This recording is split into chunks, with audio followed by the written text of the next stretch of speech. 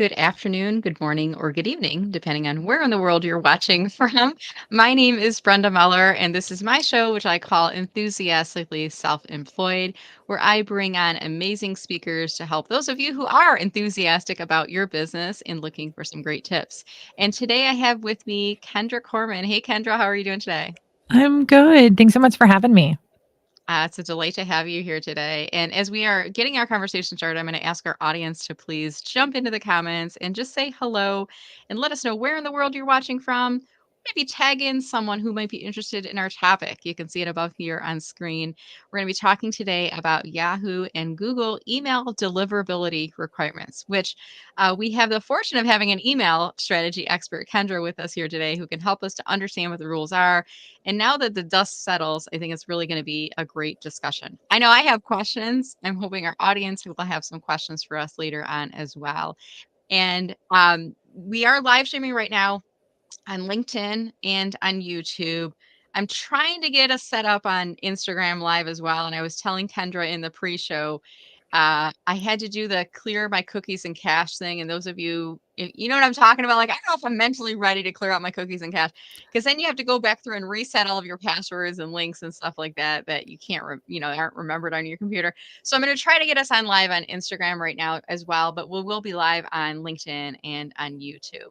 So if you are seeing this, let us know. It's kind of like when I tap the mic if we're in a live room and say, "Can you guys hear me in the back?" And when you wave your hand, we know. When you comment, we know that the live stream is picking up. So don't be shy. Let us know that you're watching.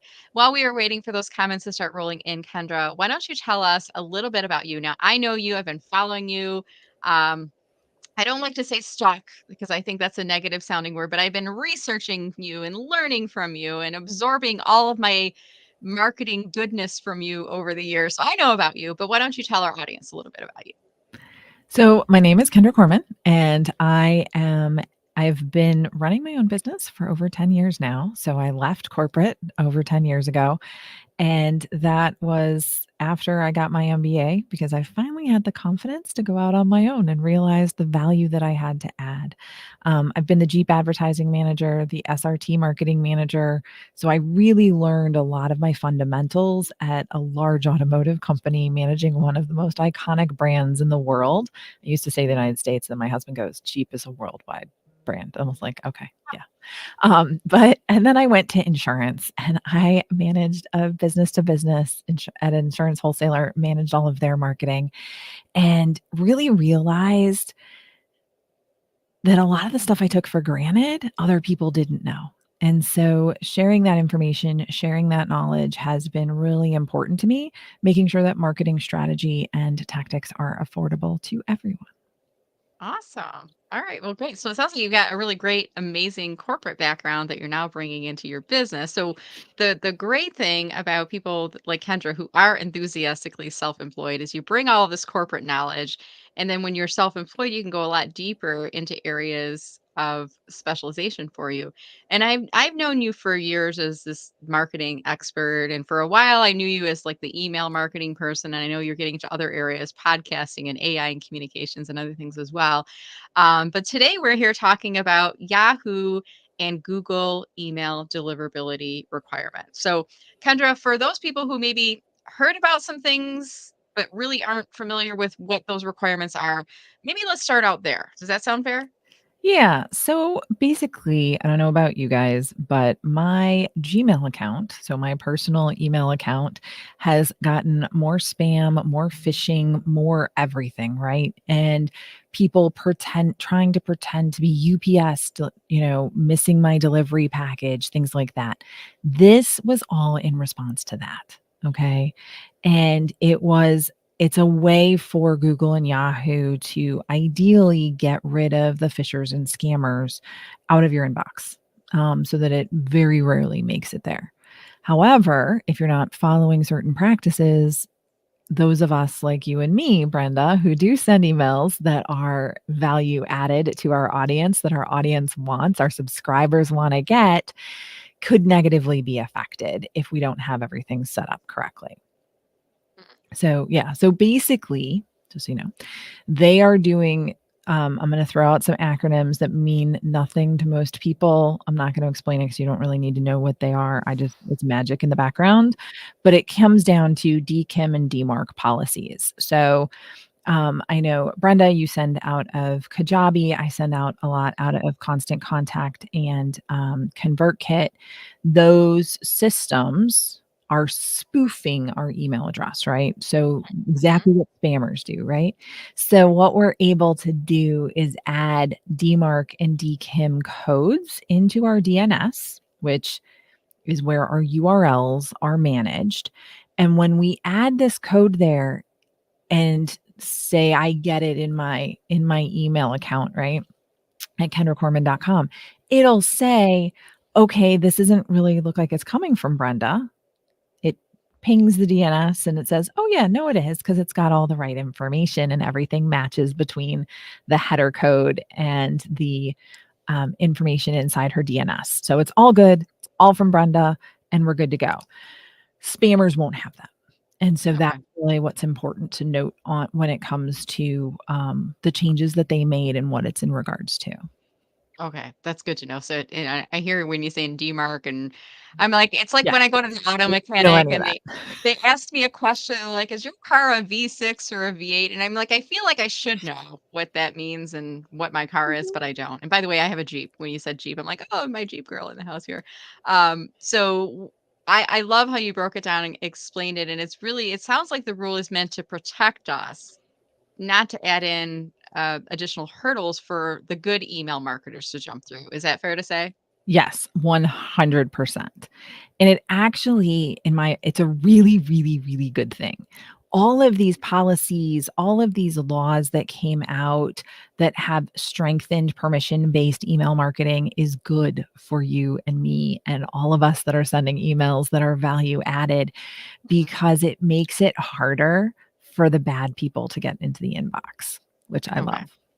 Now, I have another question too, for you as it relates to this. I've noticed that with these new rules now, there's now a one-click unsubscribe at the top of the email, which looks a little different. If I hover over, I can see the link, and it looks a little different from what's at the bottom of the email. Is it unsubscribing from the list, or is it marking it as spam, or what can you tell us about that? Yeah, so Google and Yahoo have required that they be able to unsubscribe and don't have to scroll all the way to the bottom anymore. And it's unsubscribing entirely from your email um, notification. So they're unsubscribing from Brenda's emails. So, like, I know that you will sometimes send out emails and people can manage their preferences and things like that. So, if you still want to get certain emails, you can stay on those lists and not get other ones, right? Well, that unsubscribe button doesn't manage any of those preferences. It just unsubscribes them overall to everything. Okay, It does good to not mark know. it as spam.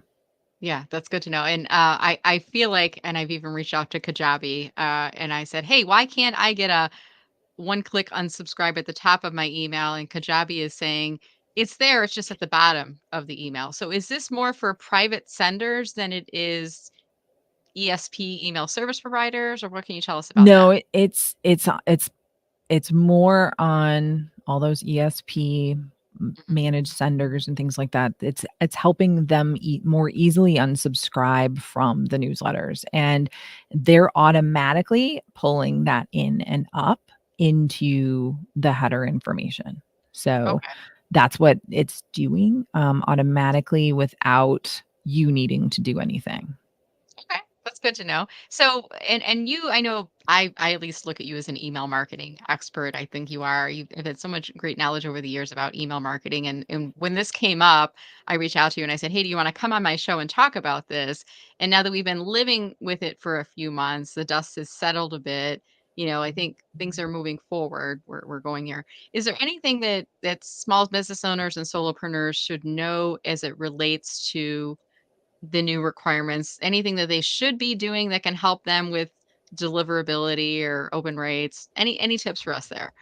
Definitely. So a couple of things. One, if you did nothing, Mhm. you might be okay, but odds are you're not because you Okay. had to do something additional, right? So odds are that you need to take that other action. Um, I get emails from a local membership organization here in Metro Detroit, and theirs are going to my junk folder now Uh-oh. because they lost their authentication because they didn't add the additional DMARC policy, even though they had the DKIM before, which whatever. But they didn't take that extra step and make sure that they're conforming with both.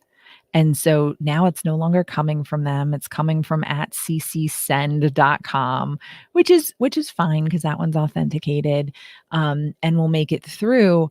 But they lost a lot of their, I would say, deliverability to the inbox because they're not updating their DNS the way that they need to. And just so you know, if you're using an email service provider, yes, I'm talking in code and I apologize. But you don't really need to know anything. They literally have how-tos. They are flagging it inside there saying, hey, you might find some deliverability issues. You need to do this extra thing. Mhm. Constant Contact Embedding MailChimp has it. I mean, pretty much everybody that's allowing you to authenticate your own domain for sending your emails is doing this. So don't worry about it. They are letting you know. So if you see that alert, don't ignore it. Make Mhm. sure that you're taking action on it. So that's first. Second is you got to do some list hygiene. That's Mhm. one of the things that a lot of us avoid because it's like, I have 4,000 subscribers. 200 of them read my emails, but I have 4,000 subscribers. That's hurting you. That's hurting Mhm. your deliverability. That's hurting everything overall. So get rid of the 3,800 that no longer really want to be on your list. How Ask should them we be to doing verify. that? Is that like a once a year thing? Is that like after 90 days of unopens? Do you have any thoughts on that? Um, so I recommend, okay, so most of us are solopreneurs, right? We're entrepreneurs. We are chief cook and bottle washer and bookkeeper, CFO, CMO, and everything else in between, right? So I encourage you to do it once every 6 months Okay. because I think any more often than that, we're never going to get to it. We're going to push it off and then we'll never get around to it. Okay, that makes me feel good because I feel like I feel like with the new rules, like should I be doing it more often? Should I be doing it every month or every 90 days? I like the 6 months. That feels manageable. It's not that often.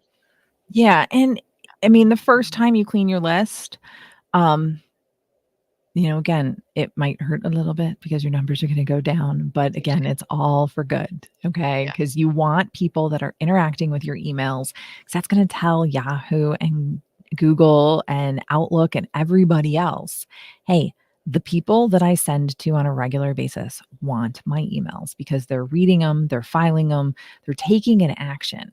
So, like, Mhm. Brenda, you don't know if I take your email and move it to a folder to save for later or save for inspiration, right? You're never going to find that out. Outlook knows I did it.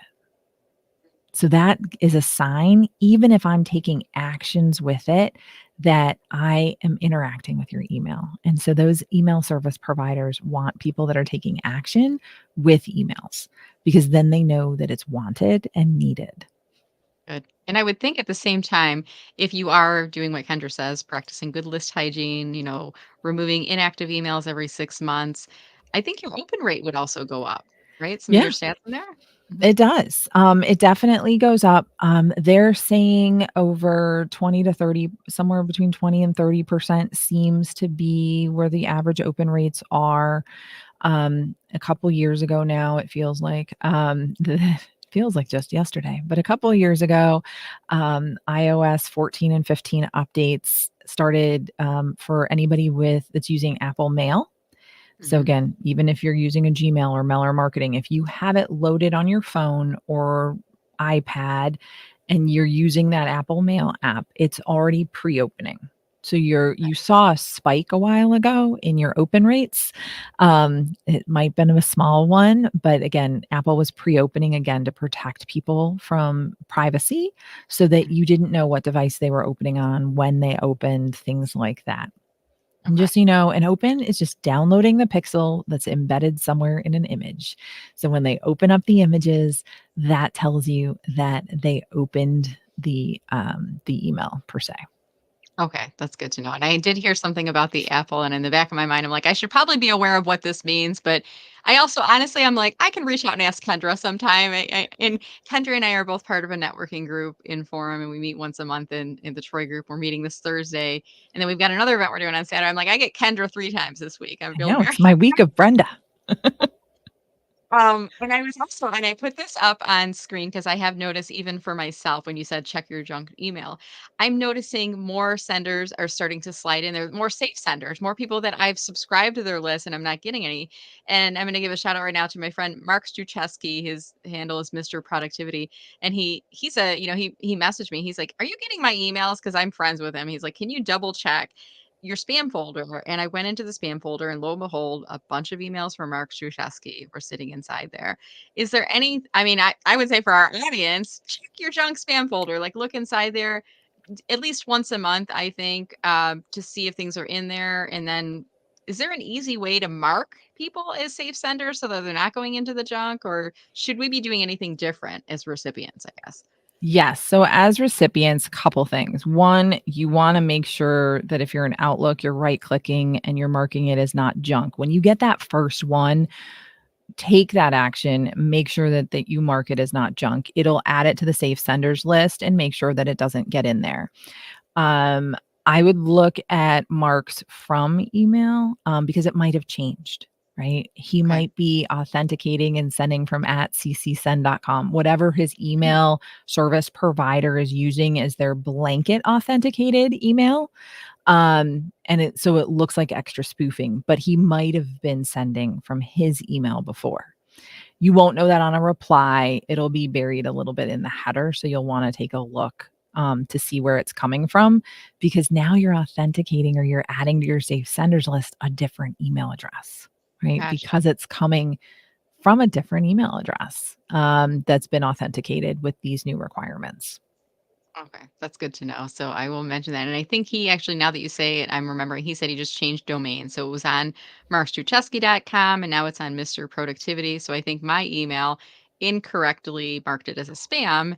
And I had to go in there and say, no, no, no, this is safe. Like, don't ever put him in the spam folder again. Um, on a side note, I had a woman reach out to me. I'm trying to think of how this works. She called me and I don't know who she is. And she said, "Hey, and I don't know about you, Kendra, but when I get phone calls, I let them roll to voicemail. So I listen to the voicemail later." And she said, "Hey, this is so and so, and I'm not sure if my emails are going into spam or not, but I'm calling you about this new corporate technology solution and blah, blah, blah, blah, blah." And I'm like, spam did what it was supposed to. It's not relevant. And I think like some people are trying to like break through the spam wall of like, trying to flood people with unsolicited emails and trying to get at them. You as an marketing strategist, what's your advice for people as it relates to getting people on the list and as opposed to just spamming them with messages? So you want to do permission-based email only. Hmm. There was a time a long, long time ago. Okay. Think fairy tales, think Star Wars, long, long time ago in a galaxy far, far away, that buying emails was productive and you got business from it.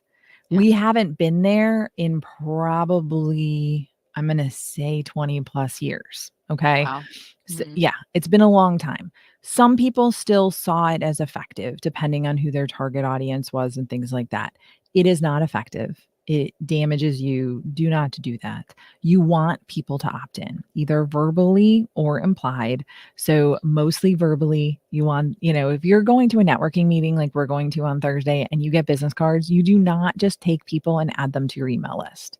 Hmm. You say, "Oh, would you like my weekly LinkedIn tips? I can go ahead and sign you up for those." There you go. Again, you're Hmm. not signing up for email. You're signing up for weekly LinkedIn tips. And if LinkedIn's important to them, they're going to say, "Yes, I want those tips." And so, again, you're never asking anybody to sign up for email. You're getting them to sign up for whatever it is that you're sending them on a regular basis, whatever that value is that you're providing them. And if they don't want it, you don't want them on your email list, okay? Yeah. Because it's going to hurt you overall. Hmm. Your sender reputation is huge, okay? And you don't want to miss out on the people that want to hear from you, hearing from you, just so you can add someone to your email list. So again, getting people to opt in is really important for service providers like Brenda and I. That's a checklist. That's a white paper. That's an ebook. That's a download of some sort Mhm. that you want to make available to people.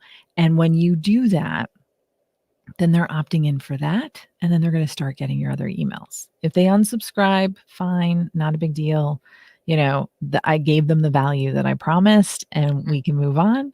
But you really want to make sure that you're um, only taking people who really want your content. That's going to be number one.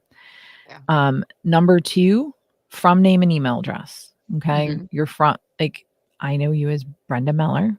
Yeah. Yes, I know you're also Meller Marketing, but when I get emails, I'm looking for Brenda, and Right. I'm going to be like, oh, okay, Brenda sent me something.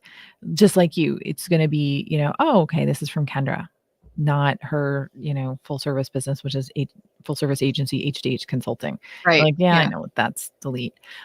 So again, think about, is your company more well known, or, is your name more well known?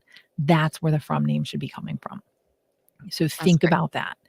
Yeah. And then the subject line is the next most important piece. You want to lure people in. You want to think about what's going to move the needle. And some of that's testing. Most of the systems have A/B testing, so you can do some A/B testing. I don't, since I send weekly, I don't really do A/B testing that much. I send it and then I realize if it worked or not. But it's very interesting to see how drastic things change Yeah. on the open rates and on even the click rates based on my subject line. Mhm. So you really want, I mean, people are deciding whether to delete or unsubscribe from your emails by looking at the from name, the from email address, and the subject line. That's it. They're giving you, I think it's a fraction of a second before they're making that decision. It's a really good point. And I use a tool. I don't know if you've heard of it or if you've used it as well, but CoSchedule has a tool. Used to be for free, and it was the CoSchedule headline analyzer. They did recently start charging for it. It's a nominal fee. And I'm like, honestly, I feel like they should have been charging for it all along because it's such a great service. But now I get, I think, 20 credits a month and I pay a few bucks for it. But I can plug in an email subject line and they tell me, are these spam trigger words like using free or things like that in a subject line? Do you use any tools like that? I know like you're an expert in email marketing, so I feel like maybe you don't need these tools, but do you recommend any tools like CoSchedule Headline Analyzer for email subject line testing? So tools like that are good. It'll give you insights into how powerful it is and things like that. I don't use that. So you used to get flagged if you put free in your subject line, Right. or if you put free in the body of your email. Email senders and receivers have gotten a lot more sophisticated, so it doesn't actually flag it as spam as much anymore when you say, hey, download this free guide or something along those lines. It's Mhm. not assuming it's spam because it's already verified your sender reputation and who you are and what you send, knowing that people want to receive your content. And so you've got a lot more, I think, wiggle room than you used to. Okay. Like even Constant Contact used to have a button that would say like analyze for spam, and it would be like it would take a look at the email for spam, and it's like you used the word free and you did this, Right. and and it's like, okay. But even they don't really use that anymore. Actually, I don't even Okay. think it's in there anymore, because Yes. it's not quite as important anymore as your sender reputation. But That's if you need ideas, get ideas, and then you want to see what's working and what's not working. So the best resource is going to be your own data, because Mhm. your audience isn't a general audience, right? It's people that want to hear from you. And they might like longer subject lines. They might like subject lines that have all the different things in it. They may like the emails that say upcoming events because they know that you've got great speakers and great Yep. events and things like that. So those are going to be more updated, right? Or more opened. And so, again, look at the behaviors of the people on your list and what they're reacting to. That's gonna give you more insights than anything else. That's brilliant. And by the way, if you want to learn email marketing from an expert, get on Kendra's email list. Like, I'll talk about that in a minute and like how you can do so. But she does a weekly email, and I have to just say they're always of value. And I always feel like she's talking to me, like talking to me just as one person, not to the general audience. And a lot of times I'll reply back to her and I'll say, hey, I found this helpful, or um and we'll sometimes share information back and forth with each other, but you do a really great job with that. What I'd Yeah. like to do is change gears, Kendra, and I'm going to open up the discussion now. So I pulled a ticker up on screen that lets the audience know if you'd like to join the conversation. You can comment below and ask Kendra a question. And I am noticing lately, it seems like the LinkedIn live streams aren't a fun new ride at the amusement park anymore like they used to be. And I use this Cedar Point analogy because we're here in Metro Detroit. We're familiar with Cedar Point. So every year Cedar Point has a new ride or attraction or something like that. And they put all of their marketing effort into the new ride or attraction. And once upon a time, the big ride was Demon Drop. I don't know if you remember, it was like years ago. Like Demon Drop was the big thing. And that's all you heard about in all their ads was the Demon Drop. It's kind of like when LinkedIn Live came on the scene, like LinkedIn Live, they made you apply for it. And they gave a lot of love in the algorithm to LinkedIn Live. Live streams were going out to a lot of people. And now it seems to be LinkedIn is shifting into different paths, and they're pulling back. I think like they're throttling back a bit on LinkedIn live stream coverage. So I'm not seeing as many live viewers anymore. I'm still seeing a lot of people watching in the playback, and I still convert my shows to podcasts. So it's always of great value. But I did see the comment from Megan coming in.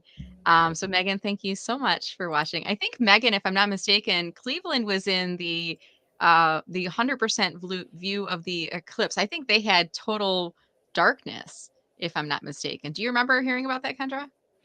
I saw the path and I knew we weren't on it. Yeah, we That's were we about were all I saw. close. Right? We were. We were on the edge. Yeah. But I was actually, the eclipse day which was yesterday, was my podcast recording day. So I was recording a Oh, podcast with someone in like California. So okay. And nowhere near the the path. when you're podcast recording, are you in like a closed soundproof room with no windows, or what's your I setting for that? No, I'm right here at my desk, Yeah. but my room is closed with no windows. So Yeah, true. Interior. interior office. Yeah. It's cheaper.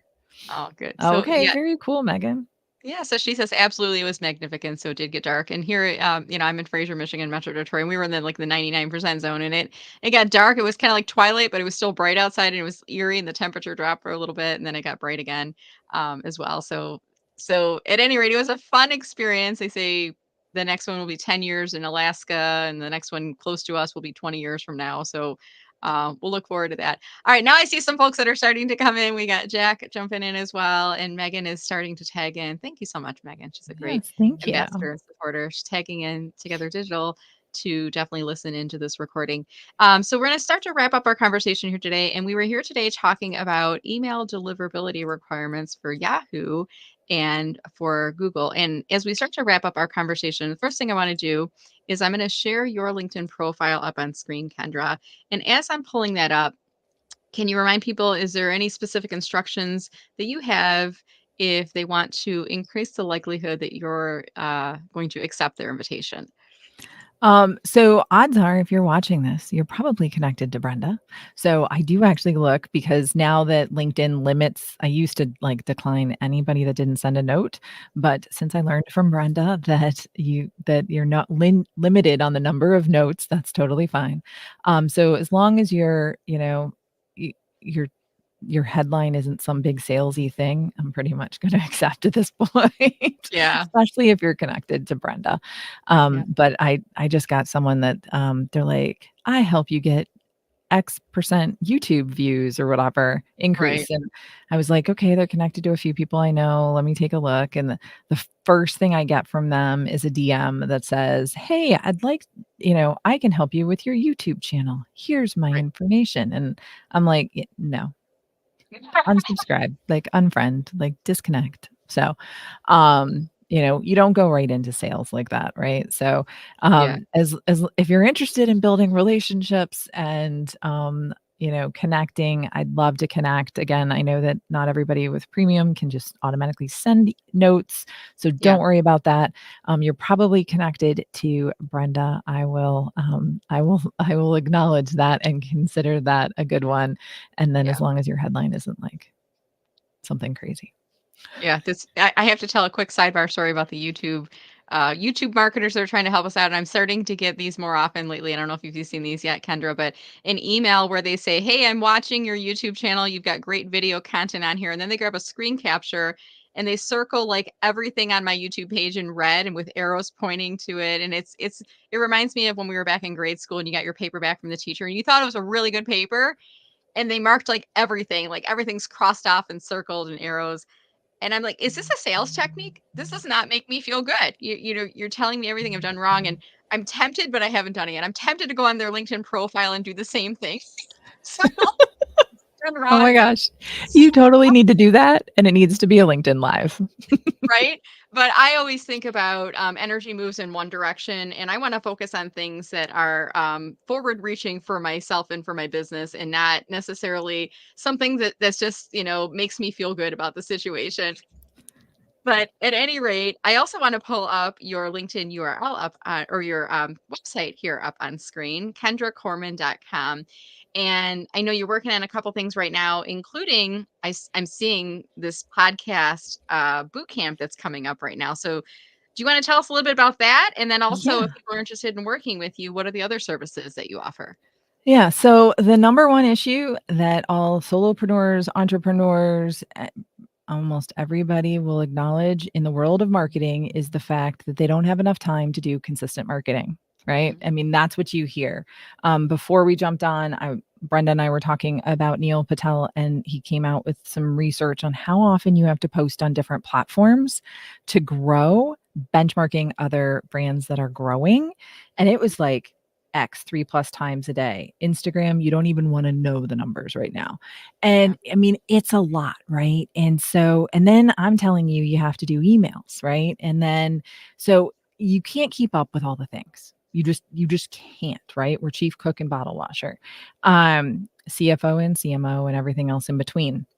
And so podcasting is one of those amazing tools that gives you unique content with your voice. It creates a know, like, and trust factor. And again, feeds you content for all those social media posts, for all those email newsletters, and it differentiates you. Podcasting is not an overcrowded space as of yet. And there are a ton of people that love to binge watch content and binge listen to content Listen, on yeah. podcasts. So I am a huge fan of email marketing, podcasting, and being productive. Those are my three main pillars of my brand. That's where AI comes into play.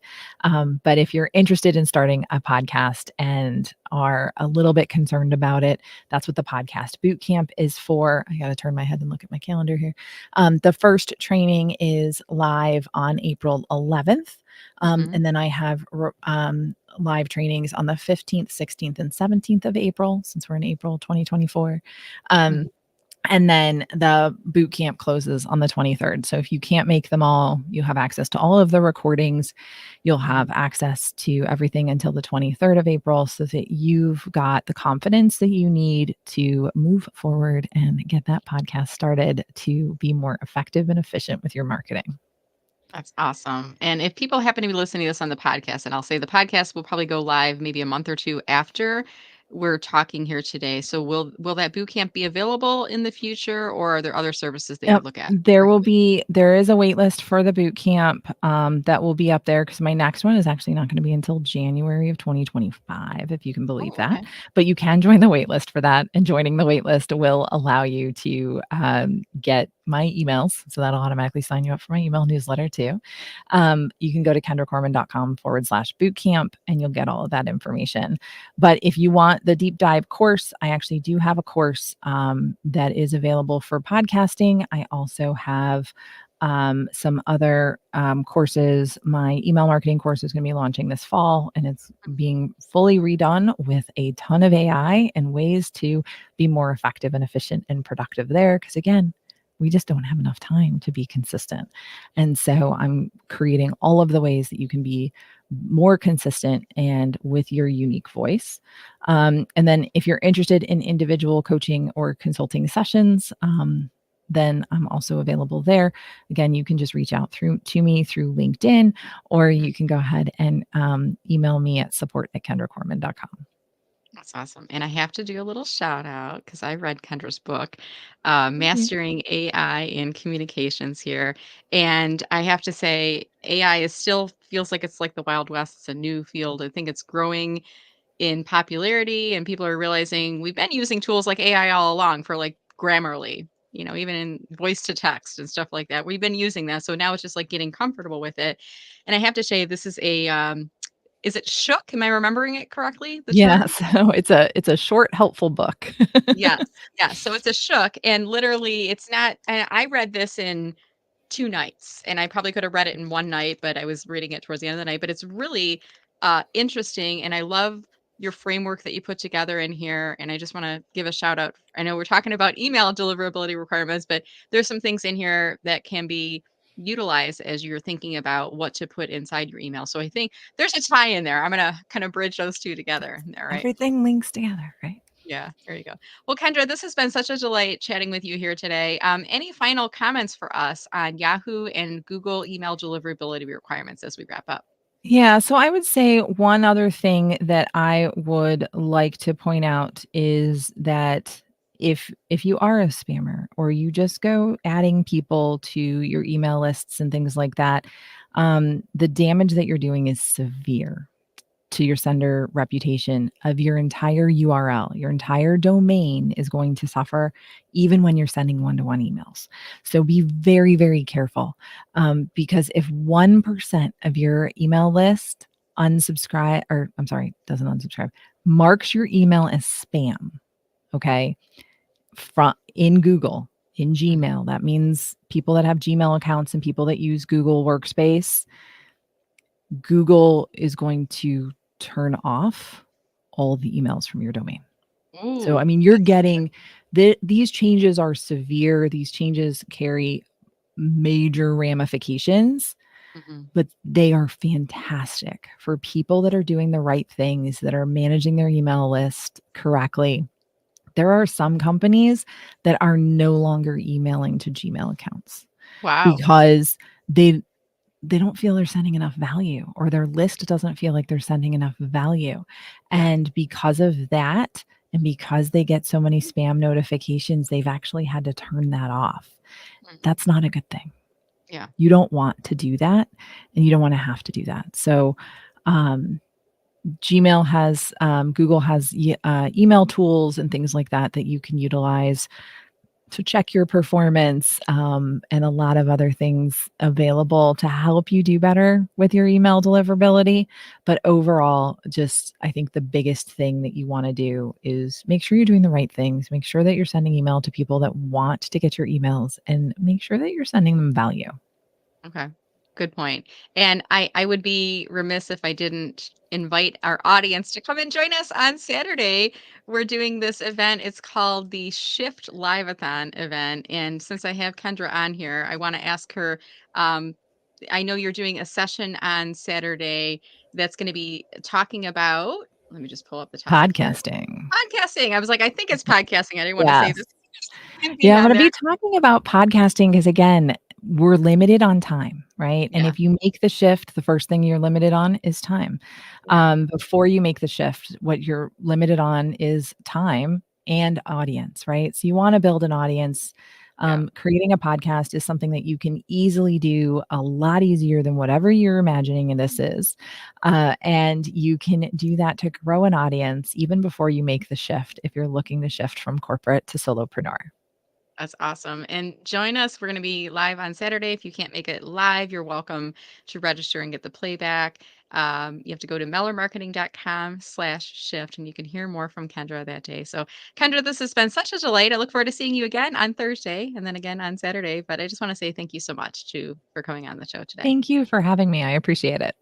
Oh, it's such a delight. All right. And for our audience, if you enjoyed the discussion, do us a favor. As soon as the video is done playing here on LinkedIn, you'll see a little share button at the bottom. Go ahead and click on that, share this video as a LinkedIn post, and tell people something that you learned, or maybe why they should watch the video. Maybe they're sending out emails regularly, and there's some insights that you learned from that.